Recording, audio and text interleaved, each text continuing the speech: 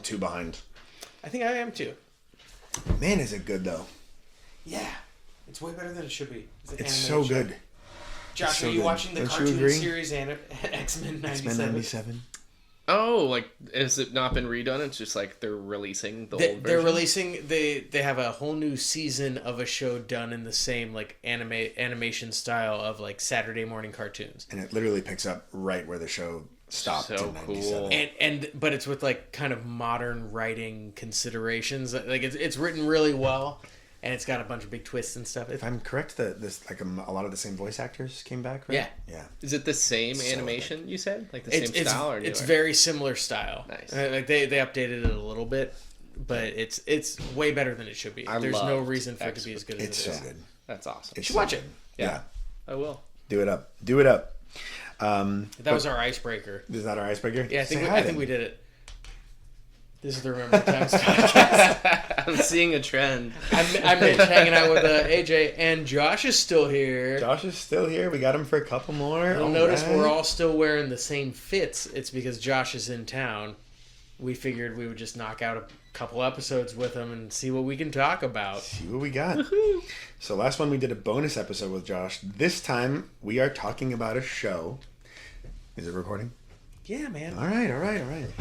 So we don't Trust the process. Not since the beginning. We don't really have too many episodes that just talk about one show.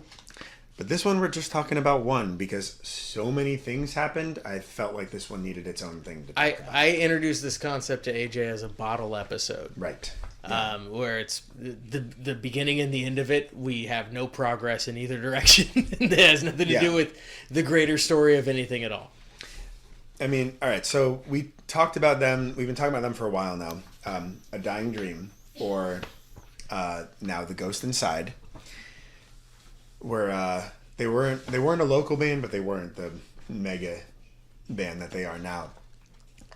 They were on tour called, I believe it was called the Mons Tour, and it had like a Monster energy drink symbol. All the tours around that time had clever names like that, like the Velociraptor.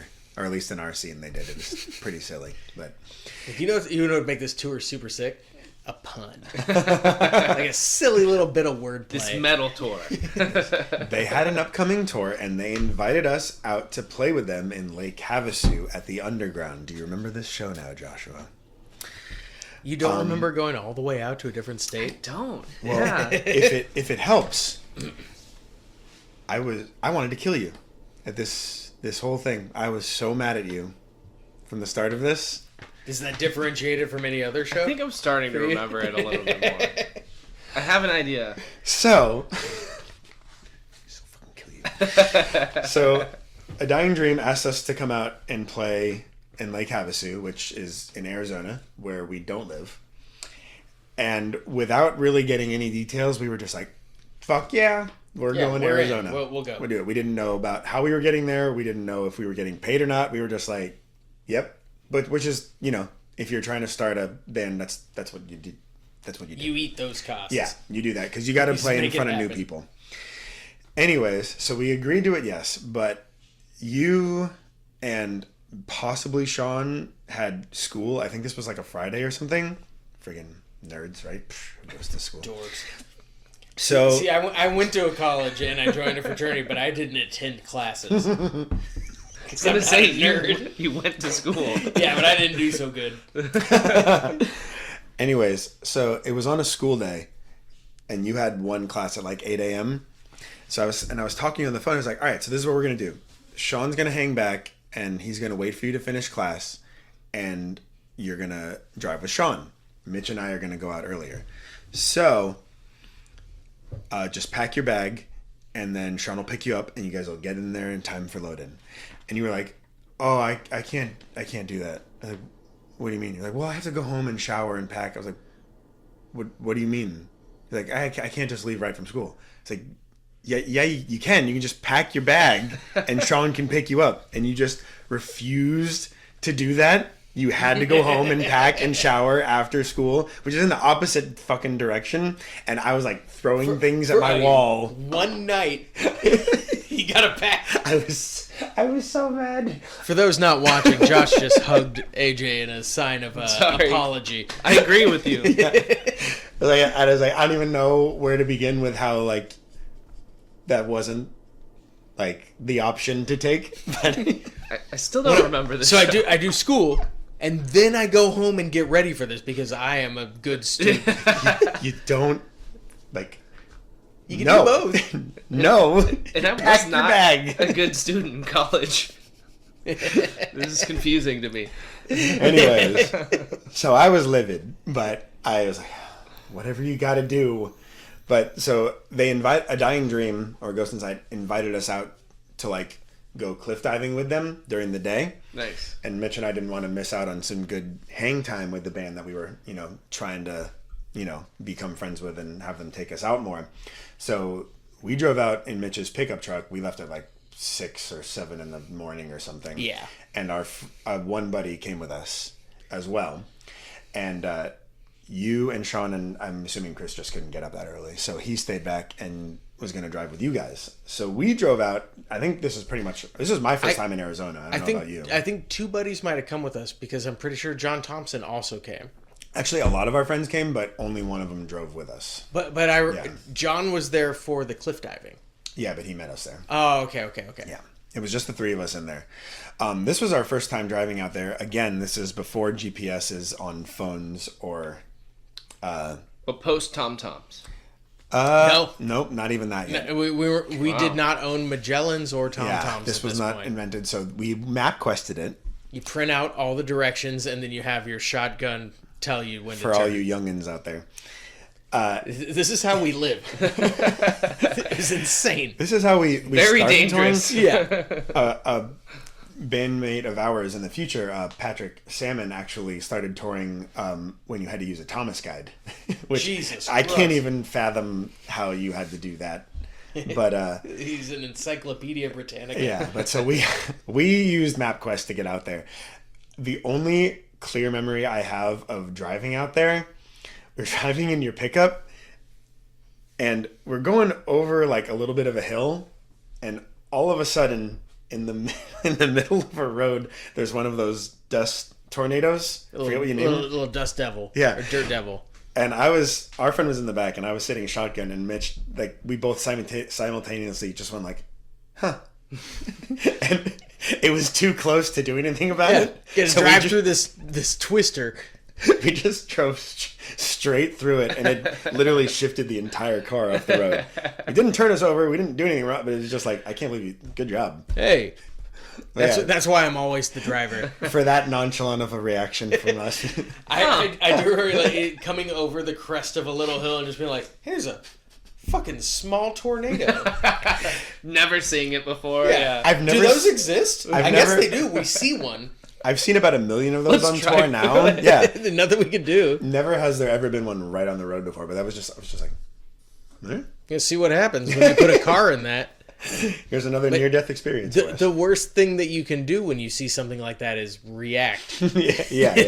Just like, oh fuck! Don't slow down. Yeah. Don't yank your steering wheel to try to avoid it. You're gonna end up in the dirt.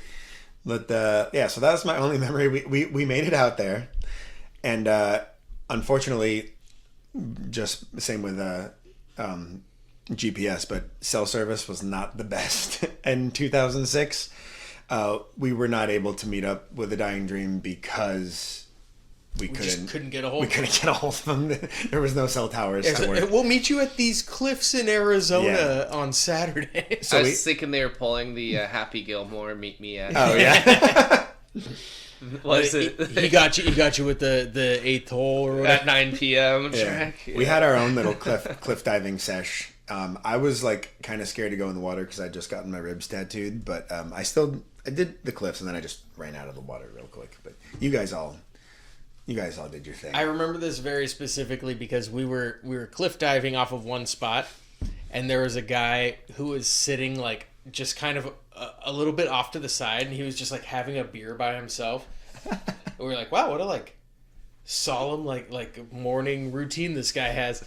And we were doing our cliff dives and we were like having fun, and then we start to leave and he just like looks at us and goes, fun and games, man. Fun and games. And we realized he's sitting on a thing that said that like somebody died jumping off of those cliffs. Oh, Jesus. In recent years, like within less than 5 years. I don't remember that at all. That's So that's how I remembered that John Thompson Okay. came, because he remembers that story very, very distinctly. Very well. But yeah, this guy just like watching us cliff dive off the spot that his buddy fucking died on, and it's just like, Jesus Christ, man, I'm so sorry. I'm sorry. We had no idea until we were already leaving.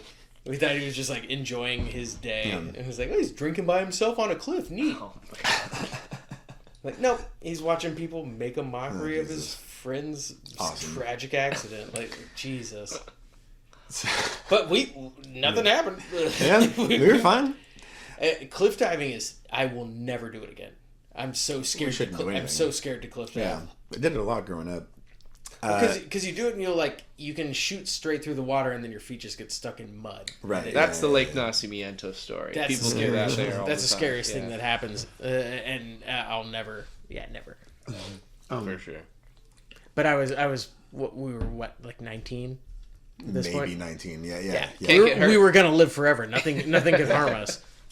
We're doing gainers off of that thing. So we did our thing, and then we still couldn't get a hold of a dying dream. So, and there's no GPS. So we saw a Dairy Queen, and we basically, it was like 115 outside. It's June in Arizona. So I think we just spent the rest of the morning in a Dairy Queen, got some food, and then that was it. Some real good band bonding with a with a dying dream. And while all this was happening for us, do you remember your day at all? I still don't remember this at all. But I love hearing it. Sean, Welcome to my world. Sean, you and Chris drove out. You borrowed my parents' Prius. And again, cell service did not work. So we didn't know about a lot of this. But you guys got pulled over by the cops. Do you remember? Was Sean driving? Yeah. That kind of vaguely sounds familiar.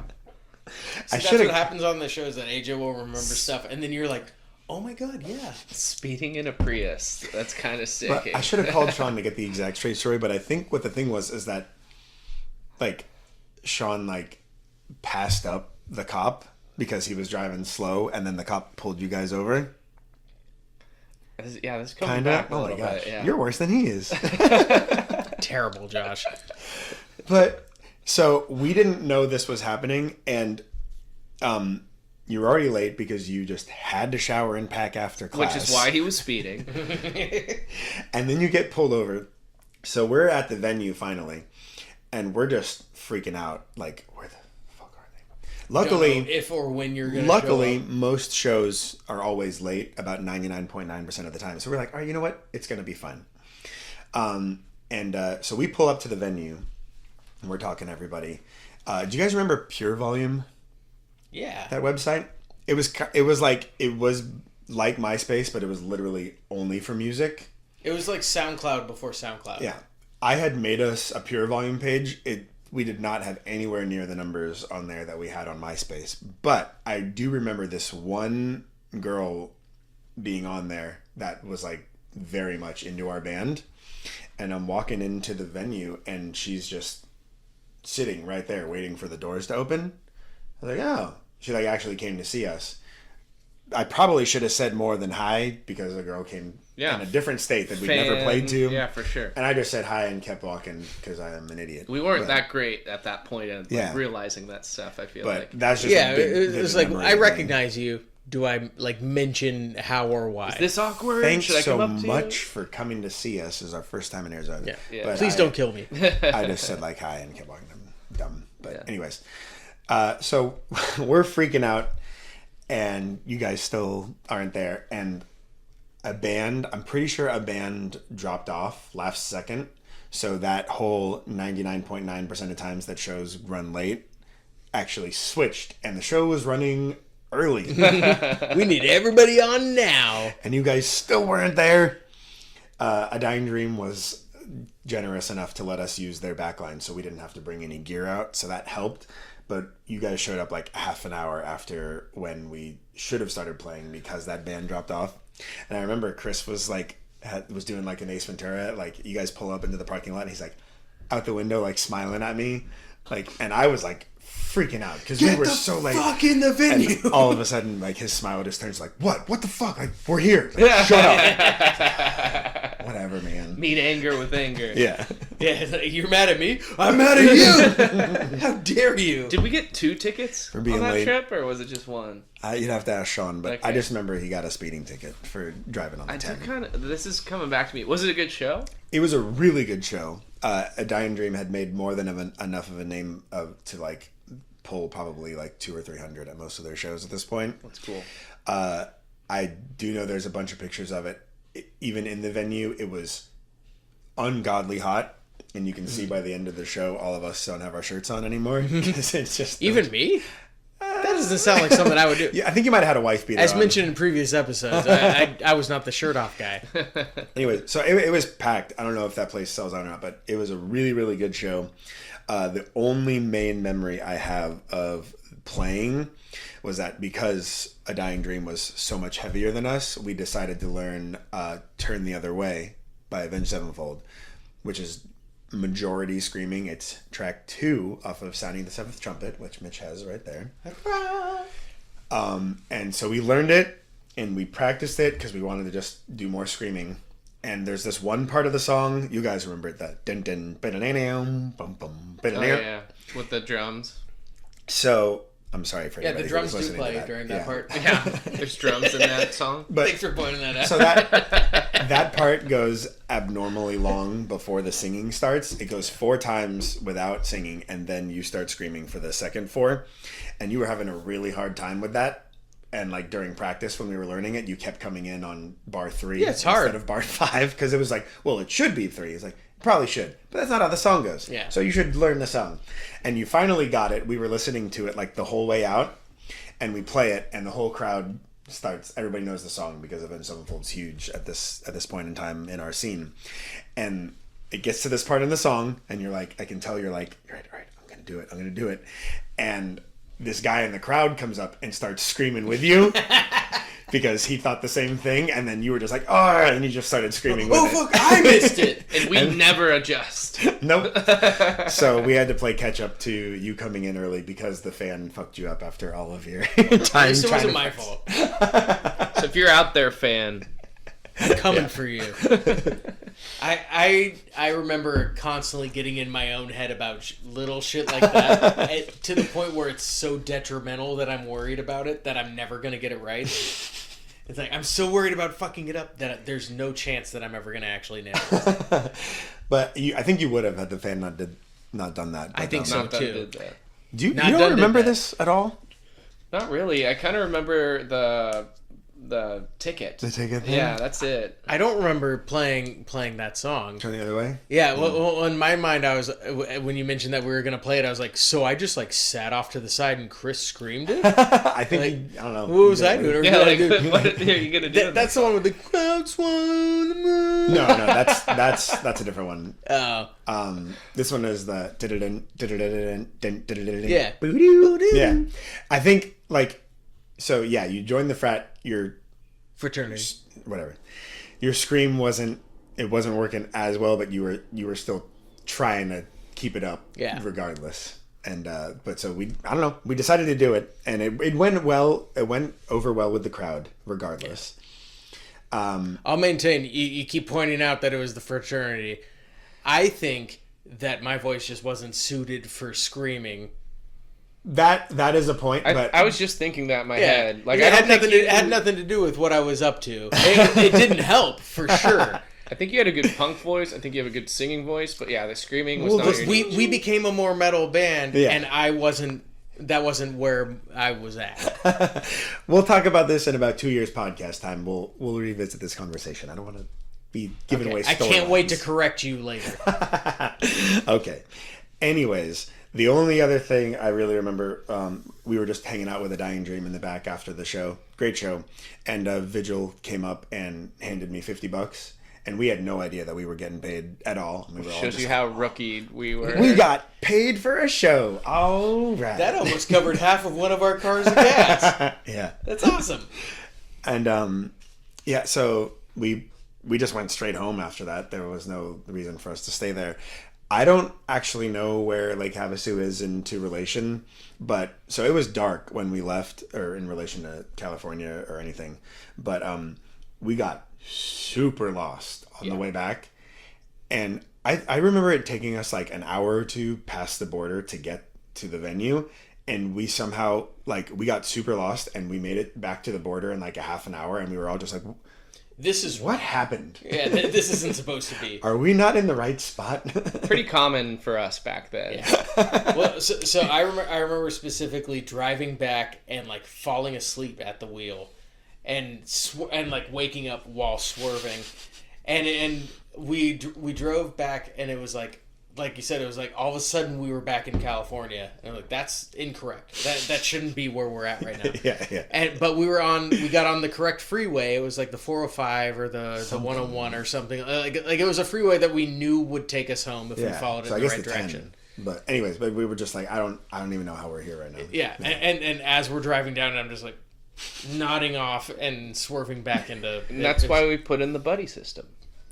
Later in towards, yeah. I would ask you about your drive home, but evidently you don't remember this show at all. I still don't. I also distinctly remember our friend who came, who we're not naming on purpose, was up the entire night the night before. We were at our friend's house where we were allowed to like drink and hang out and do whatever we wanted to do, and he had done like ecstasy all night. If that's what my memory serves, he was doing something that wasn't weed and it wasn't drinking, and he was like, yeah, I'll come with you guys to Havasu tomorrow. And we were like, yeah, okay, man. Sure you will. And then 6 a.m. hits, and we're getting ready to leave, and he was just like, we're going, right? And I'm like, oh, fuck. Yeah. You're actually, like, planning on coming. You're wide awake. Let's do it, man, I guess. And then he was just, like, a miserable wreck the entire time, because it's like, oh, you're going to go from, like, a super fun ecstasy night to sitting in a car for, like, 4 hours. It got to a point that we were like, dude, shut up. Yeah. Like, he was like so miserable, like everything hurts and everything sucks. It's like, yeah, you need to shut the fuck up. You shouldn't have come. We don't know where we are. We're lost. We're in Utah. Drove a sixth of the way across the country in the wrong direction. Who got us this show? Because it's a pretty sick show. Like, A Dying Dream asked us to play it. But who was the connection that they asked? Was it you? It was either me or Mitch. Okay. I was trying to like get to a point where I feel like AJ was a catalyst for like a lot of our sick shows. And gotta give credit where credit's due. Yeah. I mean, you listen back a few episodes ago, I was the one who got us the Roxy show. Like, yeah. That is cool. I feel like I was not a part of that, and I like wholeheartedly like if you were all like me in the band, we would have gone nowhere. Like, just absolutely no. We talked about this before you were here a few weeks back. Oh, really? You got us 0 shows. 0. Yeah. It was mostly like AJ and myself, kind of like Chris got us 1 or 2. Sean got us like 1 or 2. You two, yeah, and Sean was like pretty good. Yeah. And Josh came in with a hot 0. You're welcome. See, Josh, but you made us sound good, dude. Josh also joined a fraternity, but he doesn't get roasted for that. I joined a fraternity and used my connections for more shows. He's not in the fraternity yet, so any fraternity roasting for Josh will come in later episodes. Don't worry about it. He didn't get roasted nearly as much as I did for fraternity stuff. Yeah, for sure get roasted hard for that. I don't want to have to explain why, but we'll do it in like 2 years podcast time. Sure. We'll see if this thing's still around. My time's to come, yeah. All right. James, you have a tiny mouth. We're done. Thanks, you guys. Bye.